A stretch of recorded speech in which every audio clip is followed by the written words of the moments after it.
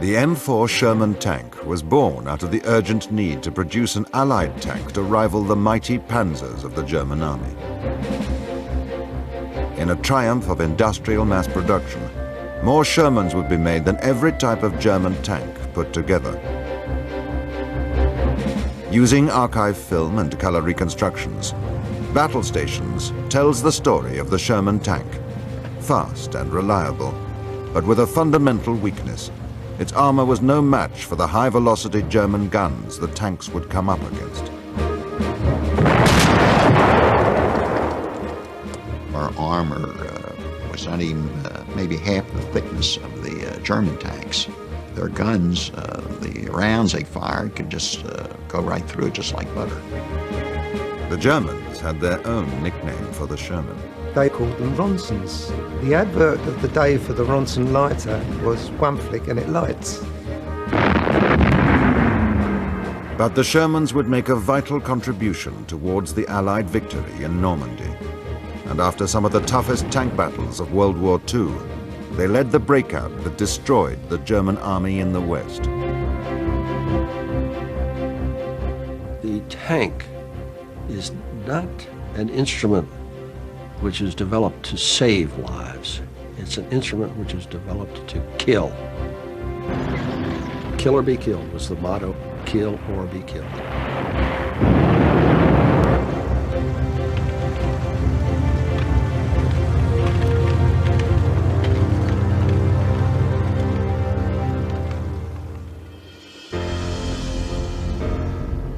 Tanks were first used by the British in the First World War to break the stalemate of the Western Front.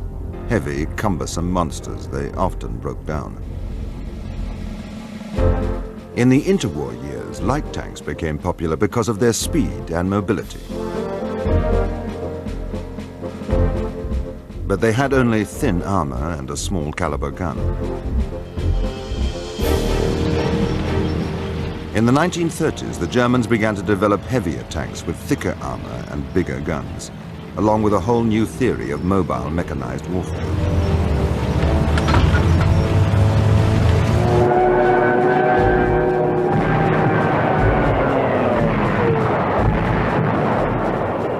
In May 1940, Hitler launched a blitzkrieg, lightning war, against France, Belgium, and the Netherlands.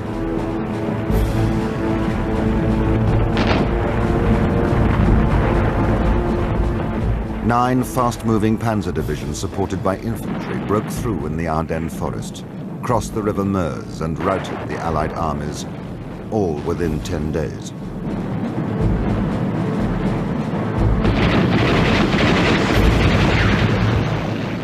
Blitzkrieg is historical shorthand for fast, mobile operations by tanks and mechanized infantry. Many armies experimented with it, but it was the Germans who brought it to perfection. It's as much psychological as it is physical, making the enemy feel defeated as well as actually beating him in the field. Meanwhile, in the United States, the army was in a poor state, tiny in numbers and equipped with only a few hundred ancient tanks from World War I. Now, almost every tank in the US arsenal became obsolete overnight.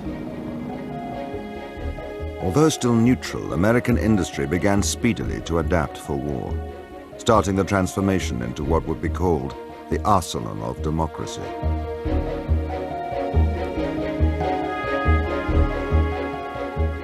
To achieve the high level of tank production needed to catch up, the automobile industry was asked to offer up its management, manpower, and mass production expertise for war production.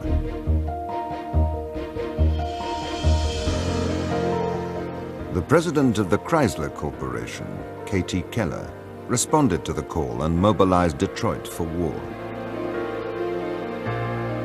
Keller recommended building a new tank factory.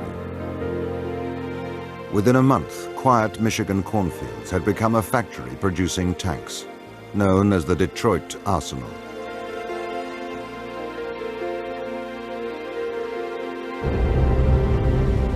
Soon, streaming off the production line was the M3 medium tank. But the army planners wanted a new, better tank to try to match the German Panzers. Chrysler staff and military engineers began work on a new engine.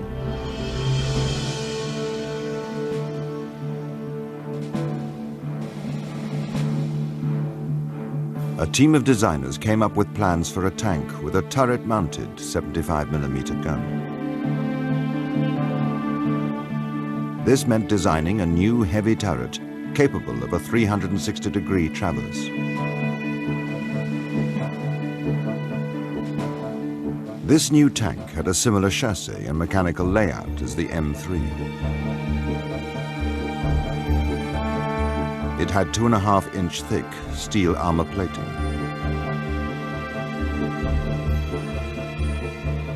It would weigh 33 tons when fully armed and equipped. Trials of the new tank at the Aberdeen Proving Ground in Maryland were a great success. The tank was maneuverable, reliable, and with a top speed of 26 miles per hour, fast.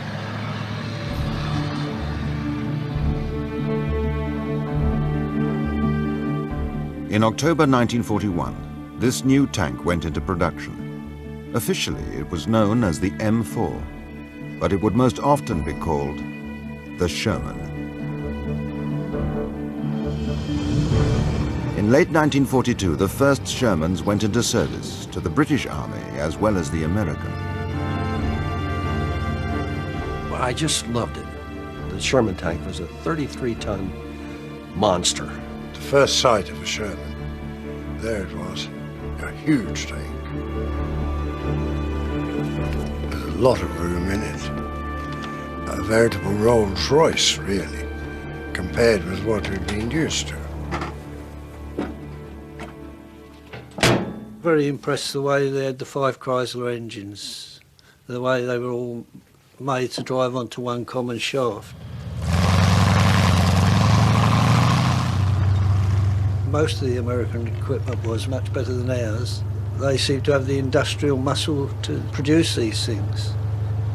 I thought he was going to be able to do the job very well against the enemy. Each Sherman was operated by a crew of 5. The driver sat in the left bow. As a driver, the Sherman, you've got an enormous gearbox on the right. It's got the same pedals as most vehicles. It's got an accelerator, got a clutch, hasn't got a brake. Instead of the steering, you've got 2 sticks, like joysticks. And by pulling on the right, the tank will then veer to the right. Pulling on the left, it will go to the left. If you pull both together, it stops. Of course, often you had to drive with your periscope when you were buttoned up. And that wasn't easy, but of course you learn how to do that. When not in combat, the driver and co-driver could also drive by looking out from above the hatch. The rest of the crew worked from the turret. Well, there were 3 people in the turret, and I would think it was about a diameter of 5 foot. We were very close to each other, put it that way. And the only thing between the loader and the gunner was the breech of the gun. The gunner didn't have a lot of room because he'd got the gun by his left side, and his sight was all through periscope. The tank commander says where to go, what to do. I always prefer to have my head out. I couldn't bear looking through these tiny little periscopes. In addition to the main 75mm gun, the Sherman had a .30 caliber machine gun at the front and a .50 caliber anti-aircraft gun on the turret. Shells for the main gun could be either armor-piercing, known as AP, or high-explosive, HE. If the commander saw a target, he'd swing me around. I'd traverse onto a target he gave me, you see. He'd say, traverse right and give me the target if it was visible. You could traverse 360 degrees if there wasn't anybody in the way. And our Traverse was beautiful. It was faster than hell. You'd say action AP or action HE, so the loader would either load an armor-piercing shell or a high-explosive shell. And then when I got the target, I had to adjust the range. And then you fired and you hoped you hit the target.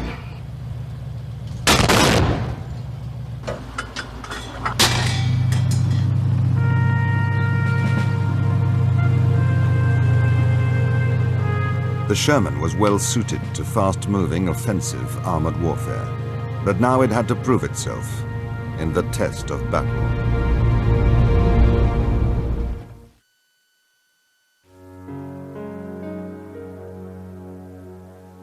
The Sherman tank became home for its crew, who had to work and live close together, often for days at a time.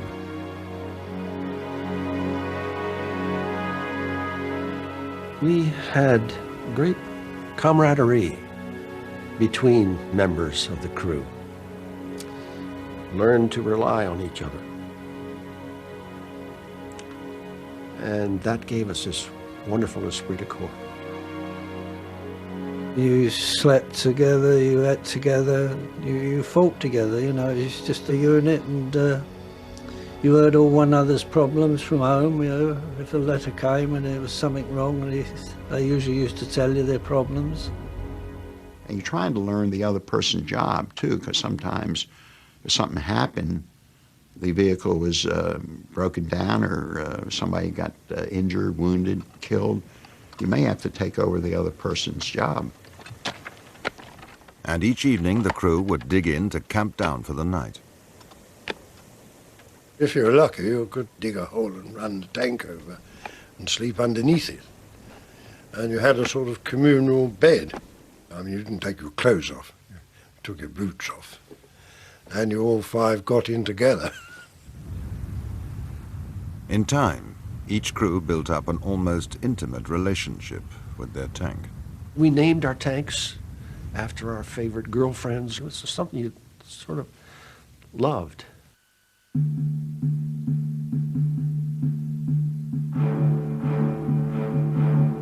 By 1943, the Detroit Arsenal was in full production.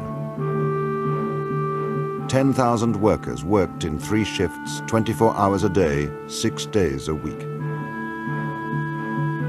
Each tank required 4,537 separate parts. In total, 11 different factories and hundreds of subcontractors would help manufacture the Sherman tank. By the end of the war, 48,000 Shermans had rolled off the production lines, double the number of all the German tanks produced in the war. The Sherman would become the universal Allied tank of World War II.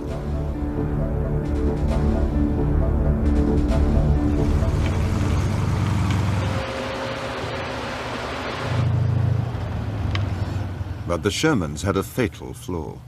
Their main gun did not have the power of the German Panzers, and the Shermans had thinner armor than their German rivals. Small arms fire made virtually no impact on the Sherman's armor. And the crew were well protected from general battlefield fire. But a hit from a German high-velocity gun could easily penetrate the Sherman's thin armor.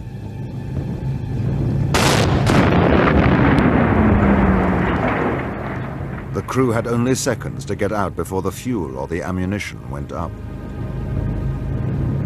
If you got hit, you were really in great shape to just go up like a match.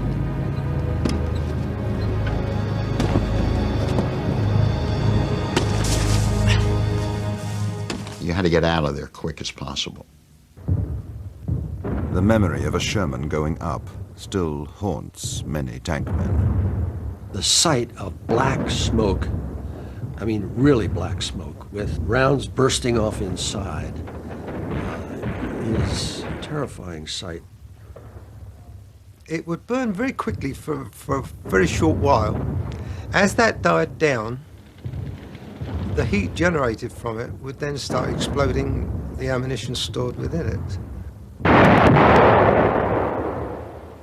if you got a turret hit, a shell could come in and ricochet around inside, which and the people within it had nowhere to go, so that was messy. There was meat, flecks of meat, all the way round the inside of this turret. And we didn't look any farther. We thought, oh my, what have we got into? I was only 22 years old, and it was quite exciting and glamorous, I suppose. One always thought, well, it's not going to happen to us. I mean, it was bad luck on those guys, but not going to happen to us. Tank designers traditionally juggled the tank's three main characteristics: mobility, firepower, and protection. Some tanks, like the famous German Tiger, emphasized firepower and protection. In contrast, the Sherman went for mobility. It was very mobile, and it was very good cross-country. British and American planners working on the invasion of Europe realized the need for armor to precede the infantry ashore and to clear the many waiting obstacles. A series of what became known as Hobart's funnies, after the British general who designed them, were produced. These included swimming tanks with floating skirts around them to go into the beaches in the first wave. When they hit the beach, they threw off the canvas floats. Flail tanks to clear minefields. Bulldozer tanks to clear the path forwards. Most of these tank adaptations proved successful. Others were less reliable.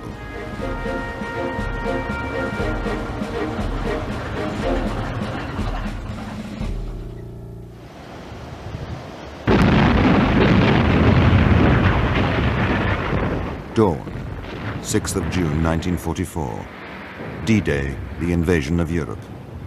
The swimming tanks were the first to hit the beaches at HR -5 minutes to clear the defenses for the infantry.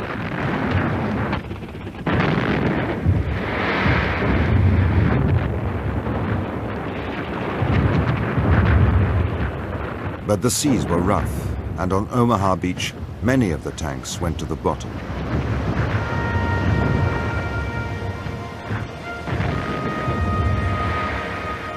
On the British and Canadian beaches, Hobart's funnies fared much better and made a decisive contribution to the victory that followed.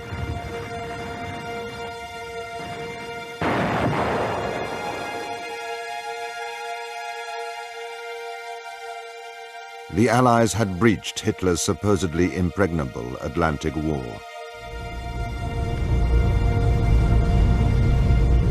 In the days that followed, huge numbers of tanks and men were brought ashore. But once the Germans had properly recovered, a fierce battle ensued known as the Battle of the Hedgerows, after the characteristic feature of the Normandy countryside. Deep, sunken roads, high hedgerows, dense woods and orchards, all proved a problem to the tanks and were ideal for defenders to hide behind. Surprisingly, our intelligence, I don't know why, they did not brief us at all about the hedgerows. We had to learn the hard way. I never visualized a hedgerow would be as big as they are. You know, you're looking at a hedgerow maybe at 2 or 3 feet high. These were some like 8, 10, 12 feet high. One never knew what you were going to find round behind the next hedgerow or the next corner. The Germans were throwing men and supplies into the battle.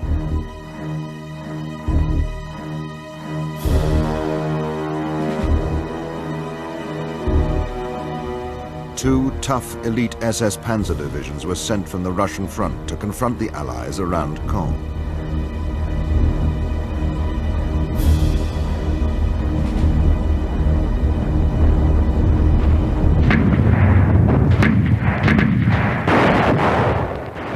By the end of June, about 1 million men faced each other across the battle lines in Normandy. The British and Canadians kept up the pressure around the city of Caen. But the result was stalemate.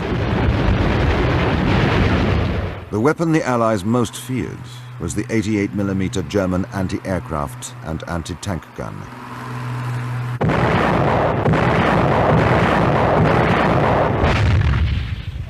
If a German 88 at, say, 500 to 1,000 yards could zero in on a Sherman tank, even at that range, he could penetrate without any difficulty. They were vastly superior. The long-barreled 75 and the 88 were vastly superior to anything we had. No doubt at all about that. In the killing fields of Normandy, the Shermans would soon face their biggest challenge.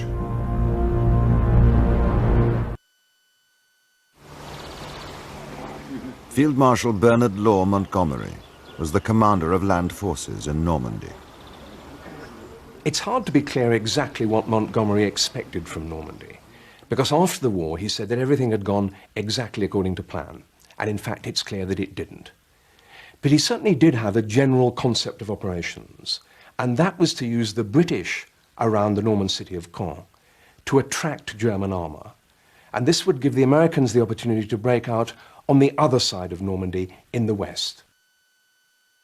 There were going to be several battles to establish the conditions for the breakout from Normandy. Battles to wear down the Germans and to pin down their armour. Hundreds of British Sherman tanks assembled across the Orne River for Monty's big assault on July the 18th, codenamed Goodwood.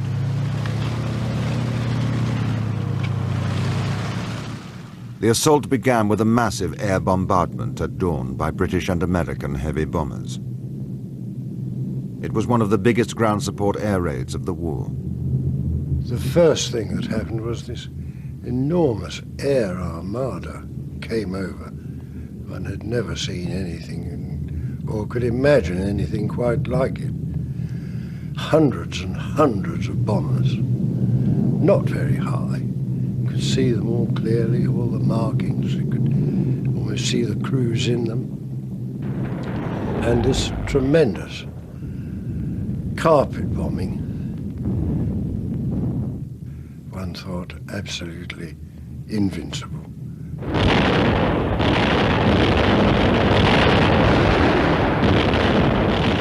One of the lads remarked, well, I'd sooner be this side than on there where that lot's going. We can't lose. There'll be nothing left.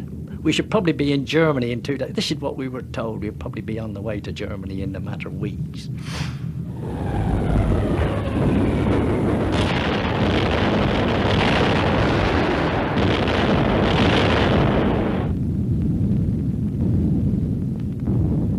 The aerial bombardment stunned the German defenders. 60-ton Tiger tanks had been thrown into the air like matchboxes.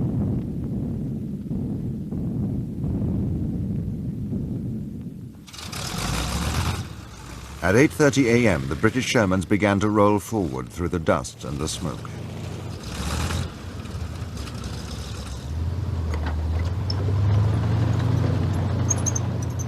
For a few miles, they advanced almost without interruption. There was nothing, no resistance. There were some Germans knocking around, but they were shell-shocked very much. A lot of them were wounded. We stopped and attended to some wounded, put some morphine in them and that sort of thing, and just carried on in fine fettle. We thought, well, this is marvellous. We're just going to sail on forever. After a few hours, the British were in open country. But as the Germans began to recover, the British tanks became easy targets. We got into some open ground, which we had to move across it very fast. Waiting for the British tanks were not only the dreaded 88s, but also well-hidden German Panzers, with heavier armour and bigger guns than the Shermans.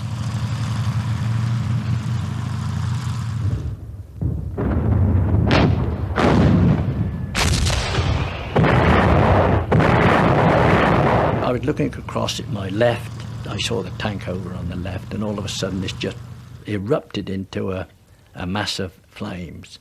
And I can remember one of the crew up on the top of the turret, covered in flames, and he either jumped off or he fell off. Through the periscope, you could see vehicles dropping out. The one that was beside you would suddenly slow up and disappear. And our losses were quite considerable. Well, it was obvious that things weren't going as well as could be expected. It seemed that plumes of smoke were going up from the wide horizon, the wide view that you had. Everywhere you looked, something was burning. Well, we'd advanced about 5-6 miles, and we finished up in this meadow. James Donovan and his crew were ordered to wait for backup tanks to arrive on their left. We sat there, we'd been there at least 2 hours, saying, well, I wonder where they got to. We didn't know what was happening, but it was all quiet, so we had no great worries. I was looking through the periscope, and I saw 2 tanks moving up about 100 yards in front of us. You could just see the tops of the tanks as they moved behind the hedge. One of the crew commanders of the tank was combing his hair. Nice blonde hair he had as well. We were that near to see, I could see the colour of his hair. And it was only when he leant forward and put his field hat on that I realised it was Germans. They must have seen us at the same moment. Within seconds, the first one of the 2 German tanks crashed through the hedge. Driver, reverse! Gunner, reverse right! And our gunner was right on him as we were reversing.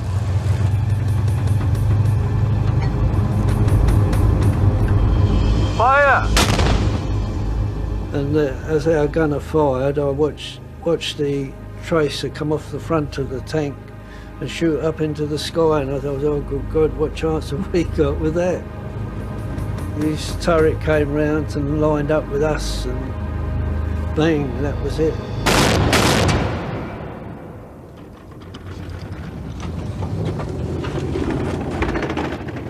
There was a lot of noise, but it's hard to say what the noise actually was now. Then the order came over the intercom, bail out. Crew, bail out! Bail out! Bail out! The 2 of us in the front went through the escape hatch in the floor.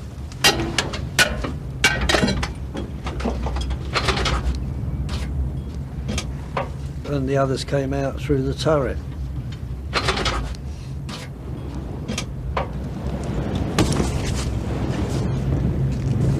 Crew commander, he said, right, let's run and get away to get a bit of cover. We had to run to get to the cornfield and dive in the corn until we could sort ourselves out. Several squadrons of British Shermans were almost wiped out. That evening they counted the cost. I climbed out from the turret and stood on top of the turret, and there were 9 tanks there. You didn't believe it.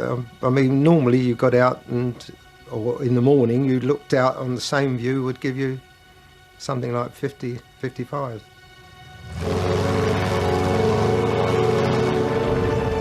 But with the arrival of 2 more British tank divisions, sheer force of numbers enabled the Shermans slowly to win many of their objectives.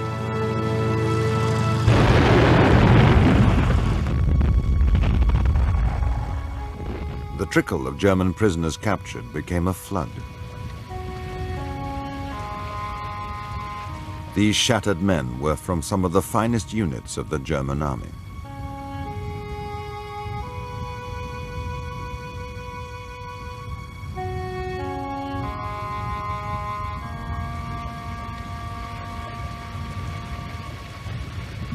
A victory of sorts had been won. but it was still far from the hoped-for breakout.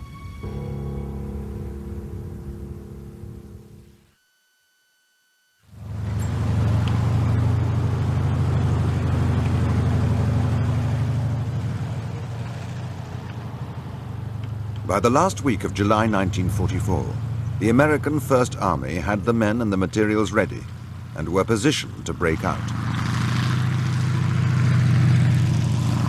On the 25th of July, a new American offensive was launched, Operation Cobra.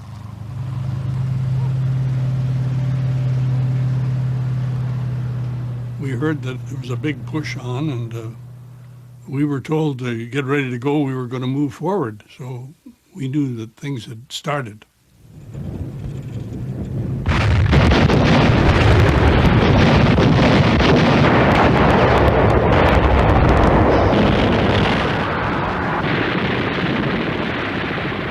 Large numbers of American troops attacked greatly weakened German forces. The infantry of 7 Corps led the offensive.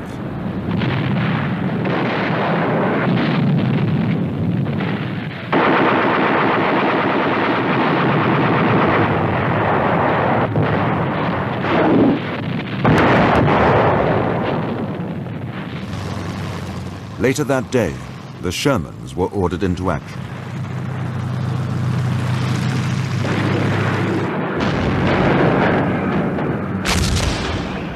The Germans held on for a couple of days, but were no match for the overwhelming numbers of Americans. Dazed by the speed of the advance, the defenders began to surrender in ever greater numbers.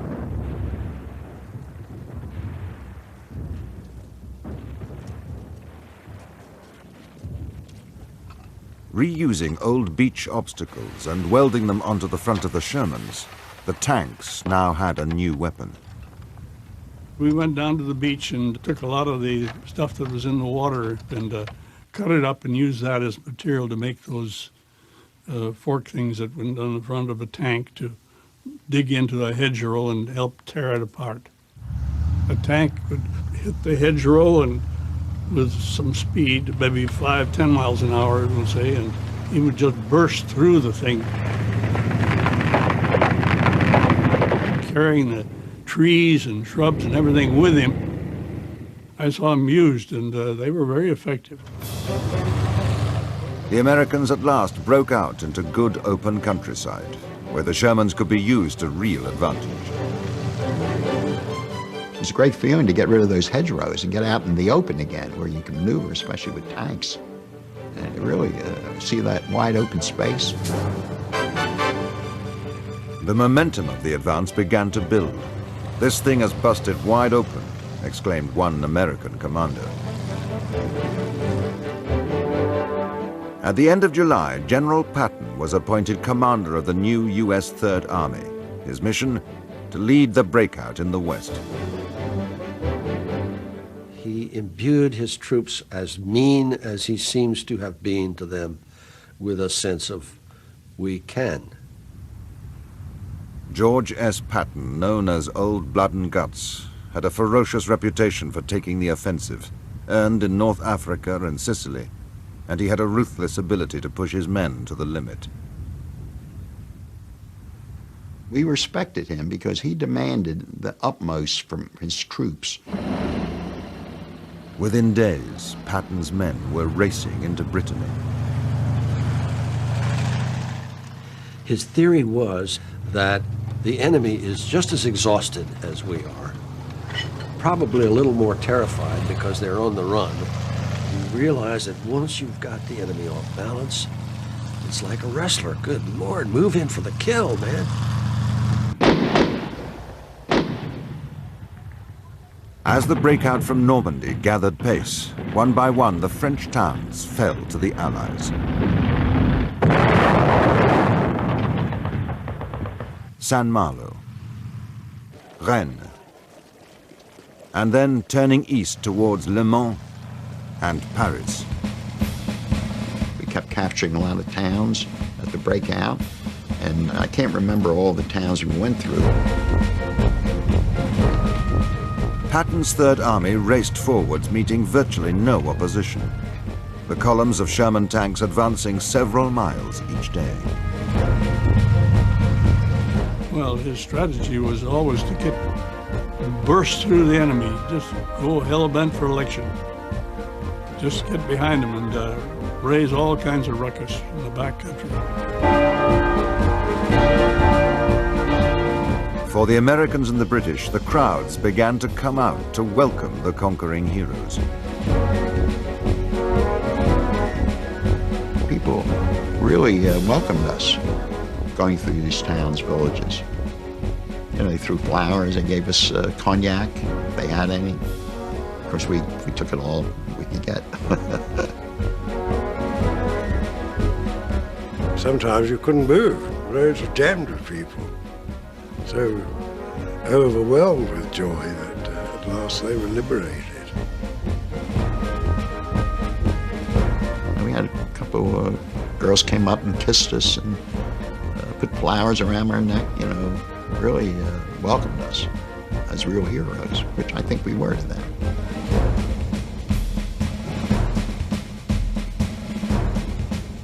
At last, all was going well for the Allies. But the Germans had one last trick to play. The German commander, Field Marshal Gunther von Kluge, reported, "It's a madhouse here. Someone has to tell the Führer that if the Americans get through, they will be out of the woods." Hitler intervened directly to order 4 armored columns to move from Caen for a counterattack, intended to divide the Allied armies in two. It was launched on the night of the 6th of August.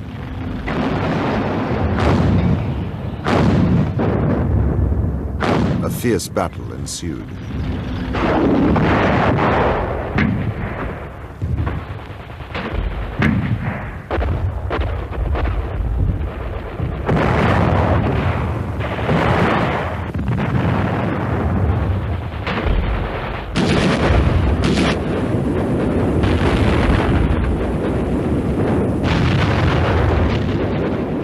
But the American line held until reinforcements arrived. With the German line now perilously overextended, Eisenhower ordered Patton to wheel east and advance towards the Loire and Seine rivers, around the rear of the German armor still tied up south of Caen. Eisenhower then ordered Montgomery to attack from the Caen area southwards towards Falaise. Now facing encirclement, the entire German army in Normandy had only one road as a means of escape, eastwards out of the closing net. The Germans could only move by night to avoid constant harassment by the Allied air forces.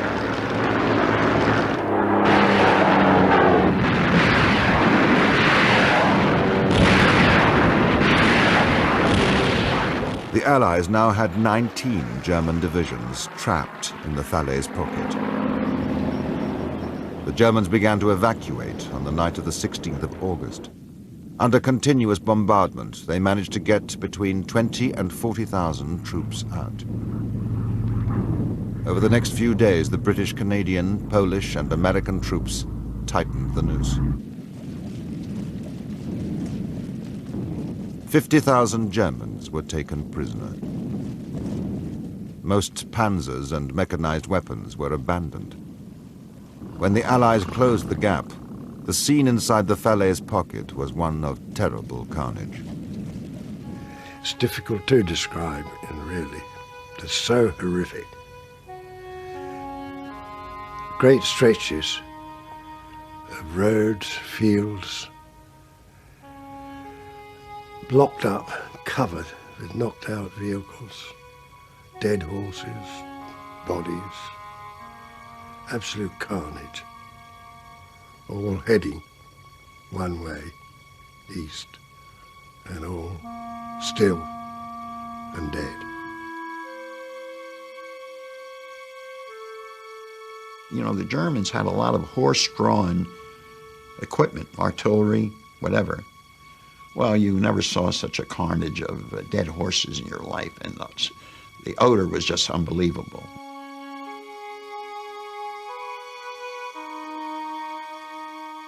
"10,000 Germans were counted dead. Kluge, the German general, wrote a letter to Hitler saying that the war was as good as lost, and then committed suicide with a potassium cyanide pill. We realized that the German army in France had virtually ceased to exist. I think that was the beginning of the end of the German occupation of France. But the story of the Normandy breakout did not end there.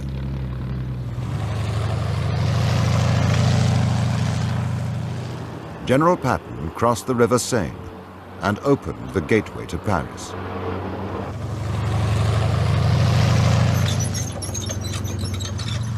With American tanks advancing across northern France, the German army faced a complete rout. On the 25th of August 1944, the German garrison in Paris surrendered. The commander there ignored Hitler's order to destroy the city first. Nobly, the Americans paused and allowed free French soldiers to liberate their capital city. The final victory parade in Paris marked a truly immense triumph. The Battle of Normandy was decisive in the war in the West, and it was very important for the war as a whole. About 250,000 Germans were killed or captured in Normandy. But this has to be put in context.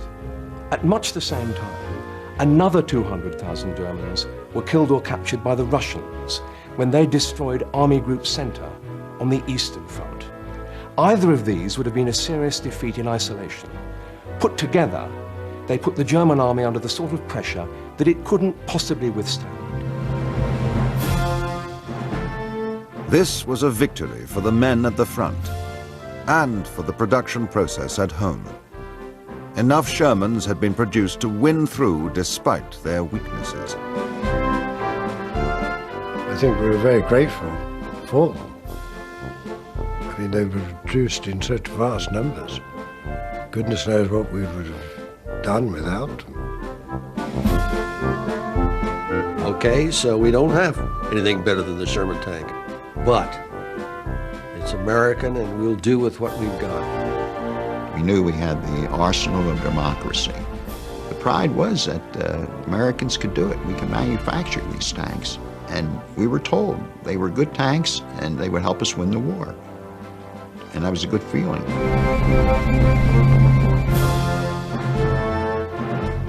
The Sherman tank had led the breakout and the victory that had crushed the German army in the West. Now the way was opened for an assault against Germany itself.